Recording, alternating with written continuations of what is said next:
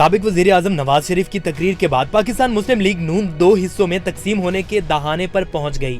चौधरी निसार अली खान मैदान में आए। शहबाज शरीफ ने भी हाथ खड़े करते हुए हम ख्याल रहनुमाओं की फहरिस्त चौधरी निसार के हवाले कर दी। 15 मुस्लिम लीगी रहनुमाओं की रवां हफ्ते गिरफ्तारी का इम्कान है। इंतहाई मोतबर जराये से मालूम हुआ है कि गुज़िश्ता रोज मियां नवाज शरीफ की तकरीर के बाद पाकिस्तान मुस्लिम लीग में शदीद परेशानी की लहर दौड़ गई। नैब हिरासत में शहबाज शरीफ ने पार्टी को मुश्किल वक्त से निकालने के लिए चौधरी निसार अली खान से मदद मांगते हुए सैकड़ों रहनुमाओं की फहरिस्त भी भिजवाई है कि इनसे फौरी तौर पर राब्ता करके पार्टी को बिखरने से बचाया जाए। शहबाज शरीफ की जानिब से पैगाम में कहा गया कि पार्टी को मुश्किल वक्त में चौधरी निसार अली खान की जरूरत है और इस सिलसिले में चौधरी निसार ने हम ख्याल लीगी रहनुमाओं से राब्ता करके उन्हें आगाह कर दिया है कि मुस्लिम लीग नजरिए से किसी सूरत न हटेगी और किसी फर्द वाहिद की खातिर पार्टी के मुस्तकबिल को कुर्बान नहीं किया जा सकता।